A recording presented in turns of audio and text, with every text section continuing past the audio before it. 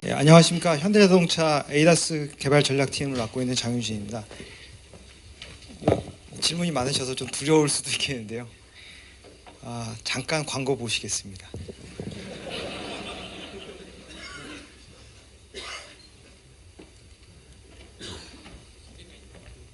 에,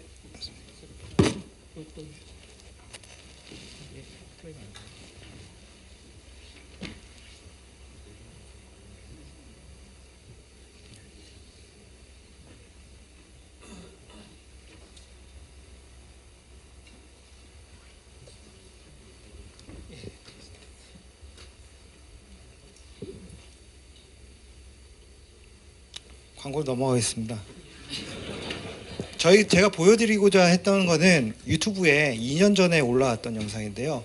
아마 보셨을까요? 그 엠프티카 컨베이라고 해서 저희가 캘리포니아에 있는 프로빙 그라운드에서 제네시스들이 쭉 가다가 사람들이 이제 썬루프를 열고 다 탈출하는 겁니다. 그런데 맨 앞에 가던 차가 급제동하니까 뒤에 차들이 쫙 따라서 쓰던 그거를 공개를 하고 나서 2년이 지난 다음에 지금 몇 명이 봤나 체크를 해봤더니 1300만 뷰더라고요. 1300만 명이 한 번씩은 보셨다는 얘기예요. 저도 한 번 봤으니까 그 중에 1인이긴 한데요. 2년 전에 저희가 광고를 했던 것들이 지금은 현재 양산이 돼서 팔리고 있는 상황입니다. 지금 현재 에이다스라는 이름으로 아까 에이다스는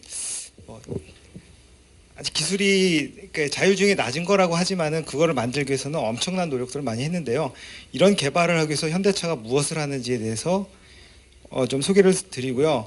처음에 이제 자율주행차에 대한 우리의 기대와 그 다음에 그걸 어떻게 만들고 있고 우리 현대차는 뭘 하고 있는지, 그 다음에 우리한테 과제가 뭐가 있는지 설명을 드리겠습니다. 이 보시다시피 이건 아주 옛날 사진인데요. 에어백이 있고 시트벨트가 있습니다. 이 시트벨트하고 에어백이 도입됨으로 인해서 교통사고 사망자 수가 엄청나게 줄었거든요. 그런데도 지금 세계적인 통계를 보면 이렇습니다. 이게 2015년도 WHO에서 발표했던 레포트입니다. 1년에 교통사고로 해서 지구상에서 죽는 사람들의 숫자입니다. 저도 처음에 이 숫자를 보고 깜짝 놀랐는데요. 우리나라가 작년에 4,600명 정도가 사망을 했는데 전 세계적으로는 120만 명 정도입니다. 생각해 보십시오. 저희가 6.25 때 3년 동안 전쟁을 치렀잖아요. 국군이 몇 명 죽었을까요? 공식적으로는 13만 명입니다. 그리고 홀로코스트로 희생됐던 유태인들이 60만 명이고요. 근데 그거에 2배 되는 숫자가 1년에 교통사고로 이제 죽는다는 거죠. 그리고 그 레포트에서는 말하기를 이 죽는 사람들의 이제 돈으로 환산해 보면 전 글로벌 GDP의 한 3% 정도에 해당된다고 합니다. 엄청난 금액입니다. 사람의 목숨을 돈으로 얘기할 수는 없지만, 이러한 이유 중에 교통사고를 일으키는 이유 중에 대부분은 아까 키노트에서도 얘기가 나왔지만 대부분이 운전자의 실수, 인지 오류, 판단 오류, 그다음 조작 오류에 의해서 발생을 합니다. 그러면 요거를 줄이는 방법은 뭐냐? 누군가 잘 인식하고 제대로 판단하고 대신 제어해주면 이걸 줄일 수 있겠다. 그래서 저희가 희망을 걸고 있는 것이 사실은 자동차 입장에서는 자율주행입니다. 그런데 저희가 차를 만드는 입장에서 생각을 해봤어요. 자율주행이 되면 사람들이 과연 살까? 저희는 차를 만들어 파는 입장인데 왜 안 살 거라고 생각하십니까? 싸다라고 하도 안 사는 사람들이 있어요. 왜냐하면 자율주행을 믿을 수 없기 때문에. 차가 스스로 움직입니다.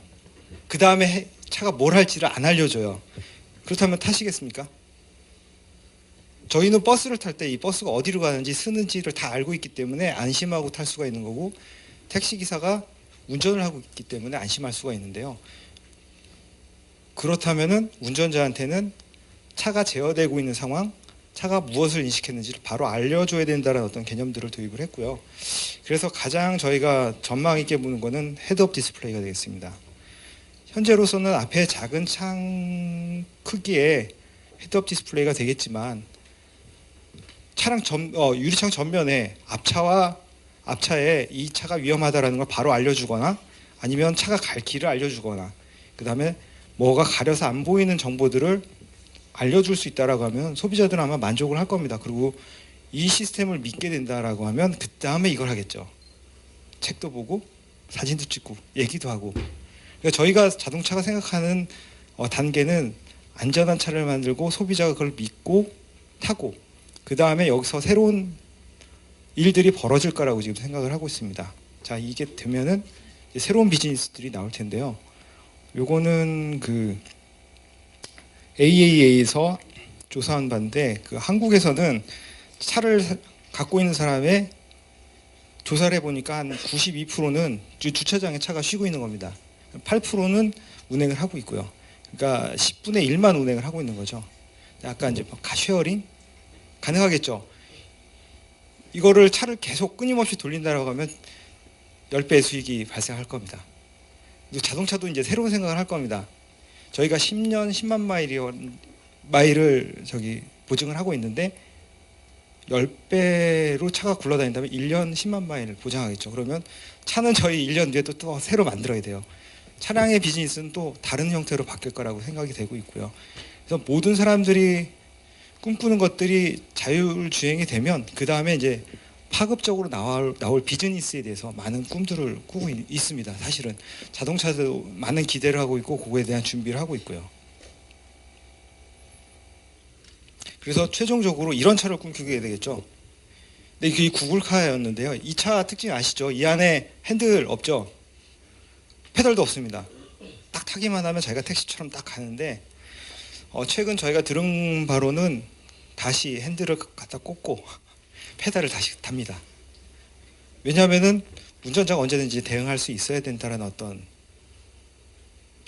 상황들이 이제 생각이 생기는 거죠. 아까 말씀하신 것처럼 앞에 누가 깔짝깔짝 장난치고 있으면 과감하게 치울 수도 있어야 되고 갈 수도 있어야 됩니다. 그래서 구글도 사실은 레벨 5를 목표로 하고 있었지만 레벨 5라는 얘기를 지금 못 하고 있죠.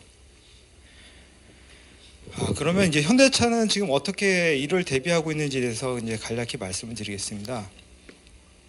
에이다스라는 이름은 저희 운전을 지원해 준다는 이야기입니다. 근데 저희는 이제 이걸 두 가지로 분류를 하고 있는데요. 하나는 세이프티 측면과 하나는 컨비니언스 측면입니다. 세이프티는 그 차량에 가장 가져가야 되는 가치 중에 하나인데요. 그 왼쪽에 보시는 이 세이프티는 저희는 정의하기를 보편적 안전이라고 정의를 했습니다. 이 세이프티는 모든 차종, 차급에 구애받지 않고 다 공급을 해야 된다. 소비자가 사용할 수 있게.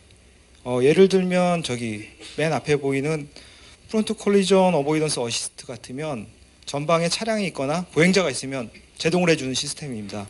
이거는 EQ900가 됐건 소나타가 됐건 아반떼가 됐건 모닝이 됐건 다 적용이 돼야 된다고 생각을 하는 겁니다. 현대차는.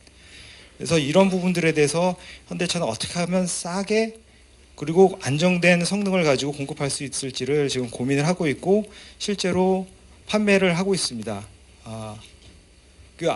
이번에 아반떼 나온 거에 보면은 레이더가 3개나 달려 있거든요. 전방에 FC를 위한 레이더, 그 다음에 후방 범퍼 두 곳에 그 BCW 후측방 경보를 위한 레이더가 달려 있습니다. 아반떼까지 보급이 됐고요. 더 계속 내려갈 겁니다. 그리고 오른쪽에 보시면은 편의 부분인데요.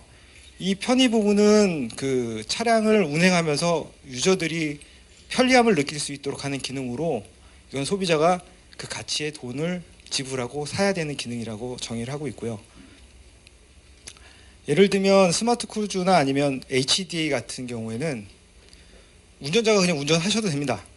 근데 피곤하니까 아니면 내가 편하게 운전하고 싶으니까 선택을 하시면 살 수 있는 기능으로 준비를 하고 있습니다. 그래서 이런 기능들이 많이 보급이 되기를 바라고 있고요. 그리고 또 하나 이슈가 되고 있는 게 그 자율주행차 레벨입니다. 사실은 최근 들어서는 자율주행차라기보다는 이 표를 보시면 이번 9월 달에 SEA에서 그 개정된 내용인데요. 여기서는 오토노머스라는 말보다는 오토메이티드라는 말을 사용하기를 권장을 합니다. 사람들이 차가 지능화돼서 지가 알아서 하는 게 아니라 일부 기능은 자동화돼서 나를 도와준다라는 개념으로 변경이 되고 있습니다. 이런 용어들이 저희한테 되게 중요한데요. 이런 사양, 정의에 따라서 기술을 분류하고 차량을 제작하고 소비자들한테 공급을 하게 됩니다. 여기서 보시면은 뭐 레벨 0 같으면은 운전자가 모두 하고, 레벨 2부터는 시스템이 조향, 제어를 같이 수행할 수가 있고요. 그 다음에 레벨 3부터는 진정한 자율주행 단계로 들어가서 전체적인 차량 운행에 대해서 이제 시스템이 관장을 하게 됩니다. 그리고 레벨 4에 가서는 운전자가 개입을 하지 않아도 이 시스템들이 다 위험한 상황이라든지 이벤트에 대해서 대응하는 개념을 제시를 하고 있습니다. 그런데 이거 보시면 이거 재밌는 게, 여기 레벨 3는 폴백 레디 유저라는 개념인데요. 레벨 3에서 가장 문제점은 뭐냐면 운전자가 위급 상황에 발생이 됐을 때 대처를 해야 됩니다. 그럼 시스템은 정말 위급 상황인지 캐치를 해서 운전자한테 알려줘야 되거든요. 근데 사실은 그게 실패를 하게 되면은 운전자한테 이제 상해가 갈 수 있는 위험한 상황으로 들어가게 되는 거죠. 그래서 이런 부분들은 레벨 3에 대해서 되게 어려운 부분이고요. 테슬라가 실패했던 부분이라고 저희는 판단을 하고 있습니다.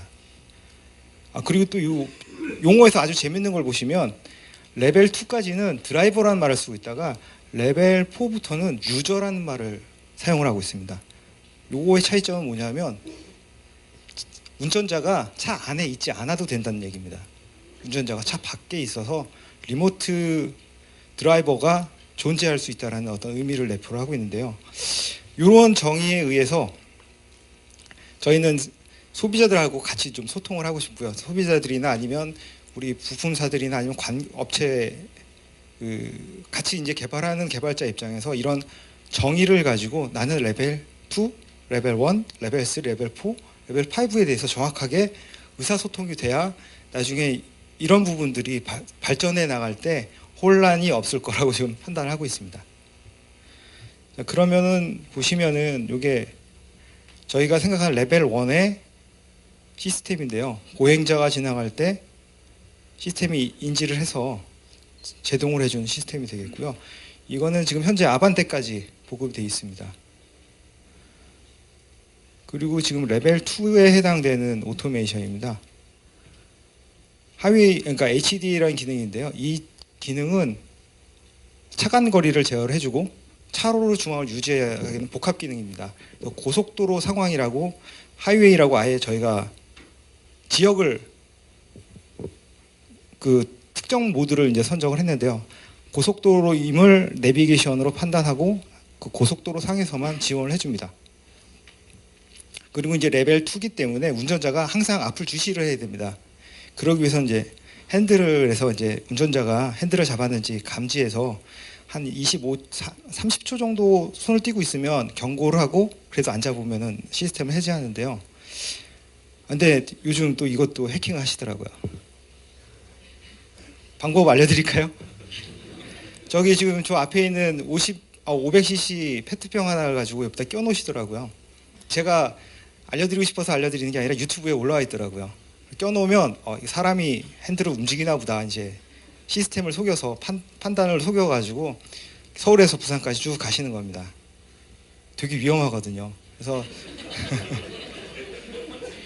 왜냐하면 차가 맞닥뜨려야 되는 상황은 비가 올 때도 있고 그 다음에 깜깜할 수도 있고 앞차가 다 가로막을 수도 있는 상황이기 때문에 그런 상황에서는 유저는 항상 조심을 해야 됩니다.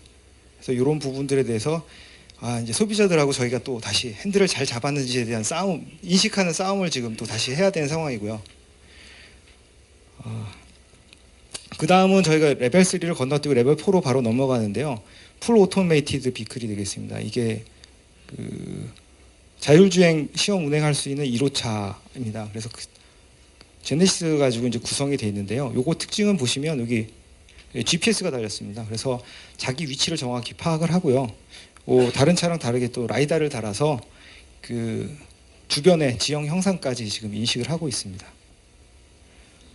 그럼 비싸지겠죠. 그래서 이걸 어떻게 싸게 만들 수 있는가가 이제 소비자한테 언제 공급할 수 있는가의 시점이 될 것 같습니다.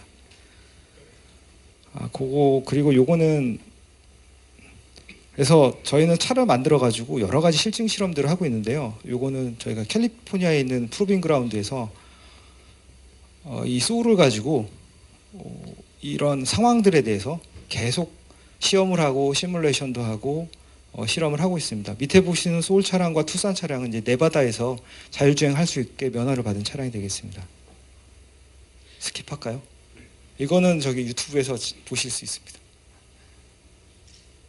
그래서 저희가 생각할 수 있는 도로상에서 발생할 수 있는 모든 상황들을 이제 가정에서 그거에 대응하는 로직들을 이제 개발하고 있는 거고요. 좀 전에 보셨죠?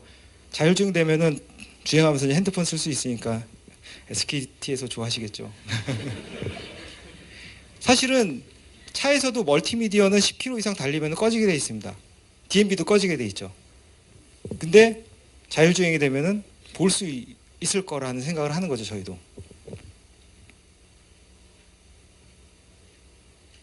아까 그 기자분들이 이거 거짓말 아니냐고 그러셨던 내용도 있습니다. 자, 그러면 저희가 이제 당면한 과제들에 대해서 말씀을 드리겠습니다.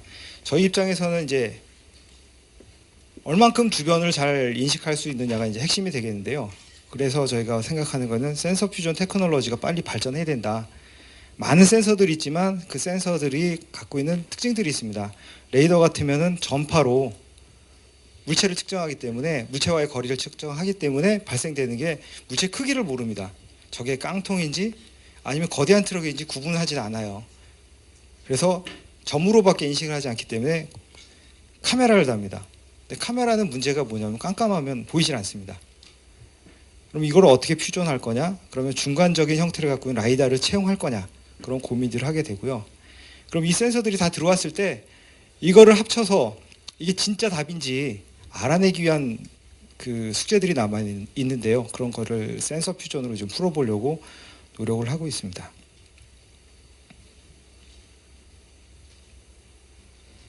그 다음에 지금 아까 논의가 됐던 부분인데요. HD 맵 분야가 되겠습니다. 보시면 이게 HD 맵을 간단하게 보여주고 있지만 이게 도로마다, 그러니까 차로마다 5차선이면 5차로에 대한 데이터가 다 있어야 됩니다. 차 폭이 넓어지고 좁아지고 그것도 다 갖고 있어야 되고요. 그 다음에 교차로에 들어가면 이 차로가 어디로 연결될 수 있는지까지 다 데이터를 갖고 있어야 되는 부분들이 있습니다. 그래서 이 HD 맵은 약 20cm 이내에 정밀도를 가져야 되고요. 전국을 그렇게 한다고 생각해 보십시오. 이 분야는 투자가 가장 많이 좀 돈이 많이 들어갈 분야라고 생각을 하고요. 그 다음에 이제 V2X 분야입니다. 아까 저기 이재관 저희 본부장님도 말씀하셨지만 실제로 아까 센서 퓨전으로 감지할 수 있는 거리는 맥스 250m까지입니다. 그 너머에서 벌어지는 일들은 차가 스스로는 알 수가 없어요. 그래서 그런 부분에 정보를 전달해주고 위험을 미리 알려주는 시스템들이 필요합니다. 그리고 아까 보여주신 것 중에 하나가 스노버를 한 게 이제 신호등을 인식을 하잖아요. 저희가 실제로 해봤습니다. 우리나라 도로가 어떠냐면 신호등이 높이가 다 제각각이에요. 왼쪽에 멀리 가까이 있는 거, 오른쪽에 가까이 붙은 거, 차에 가린 거, 가로수에 가린 거 알 수가 없습니다. 최근에 들어서는 신호등이 횡단보도 앞으로 당겨져 있어요. 그럼 보려면은 카메라가 하늘을 봐야 돼요. 여러 가지 문제점들이 발생하고 있는데 V2X는 이걸 해결해 줄 수 있을 것이다 라고 좀 기대는 하고 있습니다.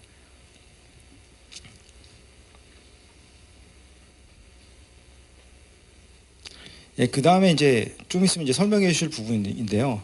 이 딥러닝이란 부분입니다. 저희가 이제 알고리즘 만들고 모든 상황에 대처할 수 있도록 모든 걸 해결하려고 노력은 하고 있지만 실제로 필드에서 벌어지는 일들은 5만 가지가 넘습니다. 분석을 해보면 그런 것들은 어떻게 대응하지라는 부분들이 있는데요. 그러면 인공지능을 이용해 볼까라는 고민을 하게 되는 거고요. 그 다음에 여기서 많이 나오는 경우의 수를 두고 어느 게 최적인지를 찾는 방법들도 이제 고민을 해야 되고요. 그래서 최적의 패스를 찾아내고 추종하는 어떤 기술들을 개발하고 있습니다. 그 다음에는 저희가 이제 아키텍처 부분을 좀 많이 고민을 하고 있는데요.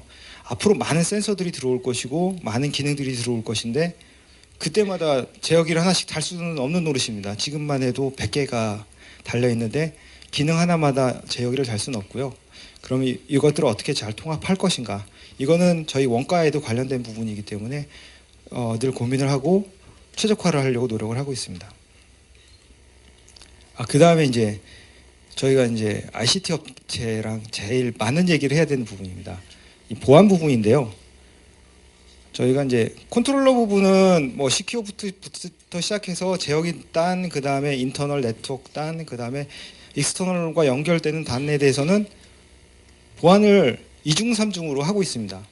그런데 정작 그 밖에서 들어오는 어떤 데이터, V2X를 통해서 들어오는 데이터나 지금 저희도 지금 블루링크라는 어떤 인프라 정보를 받기 위한 어떤 통신 수단이라는 서비스를 하고 있지만 거기에 어떻게 보안을 걸 것인가. 그 다음에 모든 차들이 이제 VTX를 달게 되면 엄청난 데이터들이 올라올 텐데 그걸 어떻게 수용할 것인가. 이런 많은 고민들을 아마 ICT 업체랑 자동차가 해야 될 겁니다. 그리고 마지막으로 저희가 제일 힘든 부분입니다. 알고리즘 만들고 시뮬레이션하고 시험하고 다시 피드백해서 개선하고 시험하고 개선하고 시험하고 이 일을 계속 반복을 하고 있습니다. 그래서 좀 뛰겠다 싶으면 엔지니어들이 나가서 실도로를 뛰고 있습니다. 실도로를 뛰는데 다시 피드백 오고 계속 그 작업들을 하고 있고요. 이런 부분들이 이제 돼서 그 소비자한테 전달할 수 있겠다는 시점들이 오면 저희가 공급을 하는데 아직도 문제는 많이 있습니다. 저희 자율주행차를 저희가 시험을 해봤는데요. 얘한테 입력된 거는 넌 교통법규를 지켜라입니다. 그럼 뒷차들은 100% 빵빵거립니다. 그래서 이거 어떻게 대응하지? 라는 부분들을 아직 고민을 하고 있는데요. 소비자 성향을 맞춰드려야 되는 건지 법을 지켜야 되는 건지 좀 갈등을 많이 하고 있습니다.